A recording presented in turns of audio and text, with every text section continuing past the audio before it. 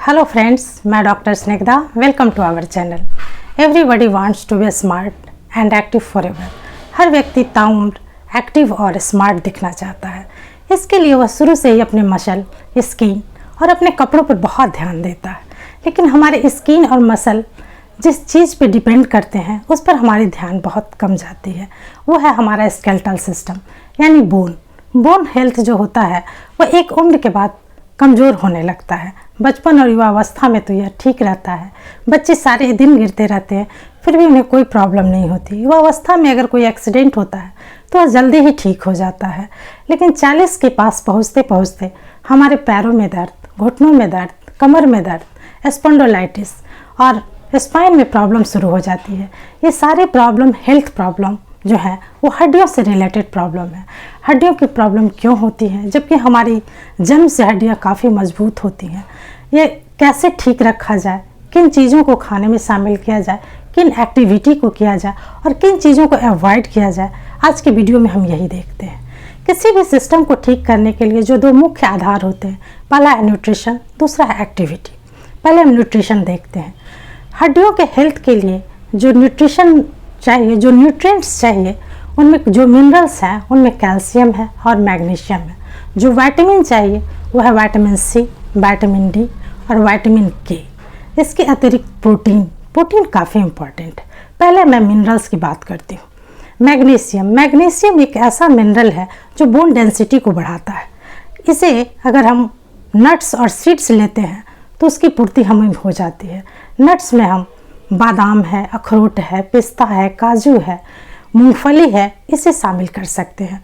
Seeds में chia seeds है, तिल के सीड्स हैं, अलसी सीड्स है और वाटरमेलन सीड्स हैं। इन सब को रात में भिगोकर हम सुबह ले सकते हैं। ये हमारे मैग्नीशियम की कमी को पूरा कर देगा। दूसरा मिनरल है कैल्शियम। कैल्शियम का जब भी बात आती है तो बोन हेल्थ रिलेटेड होता है और डेयरी प्रोडक्ट इसका मुख्य स्रोत है। लेकिन कभी कभी ये होता है कि डेयरी प्रोडक्ट जो होता है सो हमारे पाचन में सहायक नहीं होता है और एक उम्र के बाद डेयरी प्रोडक्ट पचना बंद हो जाता है, खास करके दूध।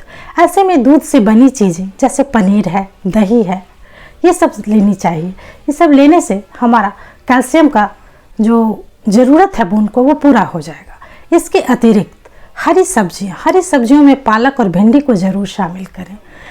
और जो सबसे जो इम्पॉर्टेंट चीज़ होता है कैल्शियम के लिए वो होता है टोफू, जो सोयाबीन से बनता है, उसे भी ज़रूर शामिल करें। यह डेयरी प्रोडक्ट नहीं है लेकिन कैल्शियम का एक अच्छा स्रोत है। अब विटामिन की बात करते हैं। विटामिन सी जो है सो हमारे कार्टिलेज के रिपेयर में काफ़ी हेल्पफुल होता है। जितनी भी हमारी हड्डियां हैं, हड्डियों के जो जोड़ हैं वहाँ पर कार्टिलेज होता है। वो हिप बोन हो, पैरों के नी बोन हो, चाहे स्लिप में जो स्लिप डिस्क होता है वहाँ पे भी कार्टिलेज होता है। और हमारे स्पाइन में जो डिस्क होते हैं उसके बीच में भी कार्टिलेज होता है। मतलब जॉइंट्स जहाँ जहाँ है वहाँ कार्टिलेज अवश्य है। और कार्टिलेज अगर रिपेयर होगा तो हमें जॉइंट का प्रॉब्लम नहीं होगा, हड्डियों से रिलेटेड प्रॉब्लम नहीं होगी। और ये सारे दिन के चलने फिरने मूवमेंट के दौरान इसमें टूट फूट होती रहती है। लेकिन उसका रिपेयर अगर नहीं किया गया तो एक लंबे समय के बाद हमें हड्डियों और कार्टिलेज के घिसने की समस्या आ जाएगी। और इसे दूर करने के लिए विटामिन सी रिच फूड लेना बहुत ही ज़रूरी है। विटामिन सी रिच फूड का जो मुख्य स्रोत है वो है सिट्रस फूड है, जैसे आंवला है, टमाटर है, संतरा है, नींबू है, ये सब पाइनएप्पल है, ये सब को शामिल करें। इसके अतिरिक्त क्रूसीफेरस वेजिटेबल्स जैसे कि ब्रोकली है, कॉलीफ्लावर है, कैबेज है, ये सब को शामिल करें। ये विटामिन सी आपको प्रोवाइड करेगा। अगर इन सब नहीं मिले तो विटामिन सी के च्यूएबल टैबलेट्स मिलते हैं, उसे ज़रूर लें। ये आपके कार्टिलेज के लिए बहुत ही इम्पॉर्टेंट है। और विटामिन डी, विटामिन सी के बाद विटामिन डी है। विटामिन डी जो है उसका मुख्य स्रोत ऐसे तो सूर्य है। अगर हम सूर्य की रोशनी में आधे घंटे भी बैठें तो हमारे विटामिन डी की जो कमी है वह पूरी हो जाती है। लेकिन यदि अगर कमी हो चुकी है तो आपको सप्लीमेंट लेना चाहिए। डॉक्टर इसके लिए सप्लीमेंट प्रोवाइड करते हैं। कुछ सप्लीमेंट वीकली होते हैं, कुछ मंथली होते हैं, कुछ डेली होते हैं। जैसे भी आपको डॉक्टर दे उसे ज़रूर लें, क्योंकि अगर आप विटामिन डी नहीं लेंगे, विटामिन डी डिफिशिएंट होंगे, तो कैल्शियम कभी अब्जॉर्ब नहीं होगा। आप कैल्शियम से रिच फूड लेते रहें, कैल्शियम की टैबलेट लेते रहें, लेकिन वो हड्डियों को फ़ायदा नहीं पहुँचाएगा।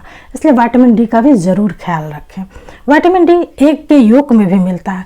अगर आप वेजिटेरियन नहीं हैं, आपको नॉनवेज से परहेज़ नहीं है, तो आप एग का ले सकते हैं, होल एग लें, क्योंकि होल एग में प्रोटीन भी है और विटामिन डी भी है। इसके बाद आता है विटामिन के। विटामिन के जो होता है वो बोन डेंसिटी को बढ़ाता है। इसका मुख्य स्रोत जो है वो अंडा है, नॉनवेज है जिसमें फ़िश है, मटन है, चिकन है, ये सब को शामिल करें। और चीज़ जो होता है जो काफ़ी सैचुरेटेड फैट इसमें होता है, इसलिए इसकी कभी कभी मात्रा ले जाए, वरना एक एज के बाद ज़्यादा चीज़ लेने से वो हार्ट प्रॉब्लम भी कर सकता है, क्योंकि इसमें फ़ैट की मात्रा काफ़ी होती है। इसके बाद ये तो हो गई विटामिन और मिनरल्स की बात है। इसके बाद मैं प्रोटीन की बात करती हूँ। हड्डियों का निर्माण जो होता है उसमें 50% प्रोटीन का हाथ होता है, इसलिए अपने खाने में हमें प्रोटीन की काफ़ी अच्छी मात्रा लेनी चाहिए। हम सभी जानते हैं, और अगर ना भी जानते हो तो प्रोटीन जो होता है सो हमारे बॉडी वेट के अनुसार लिया जाता है। अगर हमारा बॉडी वेट 70 kg है तो हमें 70 ग्राम प्रोटीन अवश्य लेना चाहिए। अगर हमारी हड्डियाँ कमज़ोर हैं तो हमें प्रोटीन से संबंधित जो भी चीज़ें हैं उसको 70 ग्राम से ज़्यादा लेना चाहिए। लेकिन प्रोटीन लेने में एक प्रॉब्लम है, प्रोटीन का डाइजेशन थोड़ा मुश्किल होता है, इसलिए आप पपीते का भी सेवन करें, दही का भी सेवन करें। अब प्रोटीन का पाचन किस तरह बेटर हो, इसके लिए मैंने एक वीडियो बना रखा है जिसका मैंने लिंक सब डाल दिया है, उसे भी जाकर देख सकते हैं। खैर वो तो अलग बात है। प्रोटीन रिच फूड लें। प्रोटीन रिच फूड में आप दालों का सेवन करें, सोयाबीन का सेवन करें, पनीर का सेवन करें, और अगर वेजिटेरियन नहीं है तो आप नॉनवेज का भी इस्तेमाल करें। नॉनवेज में तो प्रोटीन काफ़ी मात्रा में मिलता है, आप इसका सेवन करें, लेकिन प्रोटीन का इंटेक बहुत अच्छा रखें तो आपका बोन हेल्थ बहुत बेहतर होगा। ये तो हो गई न्यूट्रिशन की बातें। अब एक्टिविटी या आसन की बातें करते हैं। एक्टिविटी में पैरों में दर्द है, कमर में दर्द है, स्पाइन में प्रॉब्लम है, तो कोई कैसे आसन कर सकता है। लेकिन ऐसे में भी कुछ ऐसे आसन हैं जिसे किए जा सकते हैं और उसका असर हमारे हड्डियों के हेल्थ पर बहुत अच्छा पड़ता है। अगर हम आसन नहीं करेंगे, अगर हम हड्डियों की एक्सरसाइज नहीं करेंगे, तो चाहे हम जितना भी न्यूट्रिशन ले लें वो हड्डियाँ एब्जॉर्ब नहीं करेंगे। इसलिए हमें आसन करना या फिर एक्सरसाइज करना ज़रूरी है। पहले तो साधारण एक्सरसाइज की बात करती हूँ, उसमें सूक्ष्म व्यायाम है और स्ट्रेचिंग है। सूक्ष्म व्यायाम में आप सारे जॉइंट्स के मूवमेंट दे सकते हैं, पैरों से लेके कंधे तक, सिर तक, जितने भी जॉइंट्स हैं उसको एक्सरसाइज दें। इसके बहुत सारे एक्सरसाइज आपको नेट पे मिल जाएंगे या फिर मैं कभी इस पे बनाऊंगी। और दूसरा है आप साइकिलिंग कर सकते हैं। साइकिलिंग अगर आप बाहर नहीं जा सकते तो घर में भी साइकिलिंग कर सकते हैं। उसके लिए जो साइकिलिंग आती है साइकिल वो ले लें, या ऐसे भी साइकिल है तो उसे दीवार से सटा के स्टैंड पर खड़ा करके उससे चलाएं। वो आपके जॉइंट्स के लिए बहुत अच्छे होंगे और आपके हड्डियों को मजबूती देंगे। इसके अतिरिक्त तेज़ गति में वॉक करें। आप पार्क में जाएं, अगर जाड़े का समय है, बरसात का समय है या कोई और भी कारण है आप बाहर नहीं जा सकते, तो आप घर में ही तेज़ी से वॉक करें, फॉरवर्ड एंड बैकवर्ड। पहले आगे जाएं फिर पीछे जाएं, इससे आपके पैरों का एक्सरसाइज होगा और हड्डियाँ मजबूत होगी। वेट वियरिंग एक्सरसाइज बोन के लिए बहुत अच्छा होता है, लेकिन इसमें स्क्वाट नहीं लगाना है क्योंकि हड्डियाँ यूं ही कमज़ोर हैं। हम करेंगे तो कोई और प्रॉब्लम होगा। इसके लिए कुछ आसन है। पहला एक पादासन है, दूसरा है नटराज आसन है और तीसरा है प्लांक पोज। आप ये सब करें, आपको हड्डियों में बहुत आराम मिलेगा। और एक तरह का जो होता है ग्रेविटी के विरुद्ध आसन, वो भी करें, वो भी बहुत फ़ायदा करेगा। जैसे विपरीत करणी आसन है और सर्वांग आसन है। ये सब आसन आप करें, एक्टिविटी करें, आपके बोन के हेल्थ में काफ़ी इजाफा होगा, काफ़ी फ़ायदा होगा। ये तो हो गई हमें क्या करना चाहिए।